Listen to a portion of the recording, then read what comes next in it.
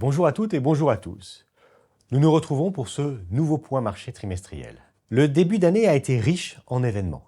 La situation géopolitique est relativement stable et le contexte macroéconomique, quant à lui, reste marqué par une inflation persistante malgré l'action forte des banques centrales. Les données d'activité, croissance, taux de chômage, résultats des entreprises ne se sont pas vraiment dégradés.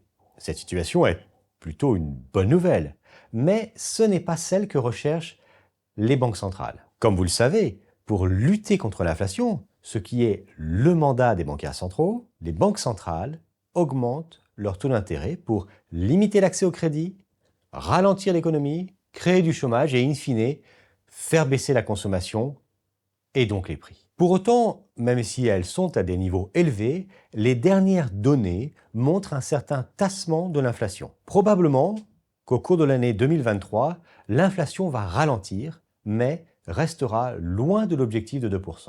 Au cours des dernières semaines du mois de mars, nous avons connu ce que certains appellent une crise bancaire. L'activité bancaire est une activité de transformation. La banque reçoit des dépôts à court terme et prête à long terme.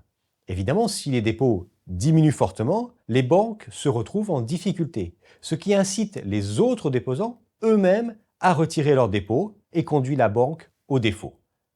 On appelle ce mouvement un bank run. C'est ce qui s'est passé aux États-Unis pour 3 banques, dont SVB, la banque de la Silicon Valley, et en Suisse, où Crédit Suisse faisait face depuis quelques mois à d'importantes sorties de capitaux. Sans préjuger de la suite de cette crise, on peut déjà retenir 3 éléments. L'intervention des autorités, régulateurs et banques centrales a été massive et rapide pour assurer le marché et restaurer la confiance. En 2008, il n'en avait pas été de même et la banque Lehman Brothers avait fait faillite. Deuxième point, ces interventions peuvent créer des situations d'aléa moral. Pourquoi une banque gérerait-elle correctement ses risques puisqu'elle sera automatiquement sauvée par la collectivité? En réponse, on peut penser que la régulation va se renforcer à nouveau. Et troisième point, dans cette période de stress, les banques vont avoir tendance à limiter l'octroi de crédit pour se renforcer encore. Cette limitation de crédit est justement ce que les banques centrales cherchent,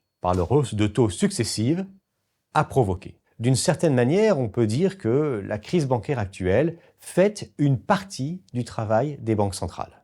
Du coup, les hausses des taux sont peut-être moins nécessaires. La Réserve fédérale a relevé légèrement ses taux d'intérêt fin mars. La hausse des taux aurait probablement été plus forte sans ces derniers développements. La courbe des taux reste très plate, voire inversée.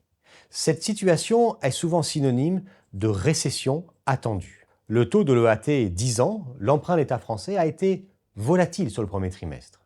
Dans ce contexte, la MIF profite de la hausse des taux et de sa collecte pour continuer à investir sur des obligations de bonne qualité, emprunts d'État ou organismes supranationaux, ou entreprises notées A, et ainsi améliorer le taux de rendement de son portefeuille d'actifs. Merci pour votre attention et je vous donne rendez-vous dans 3 mois pour un nouveau point marché.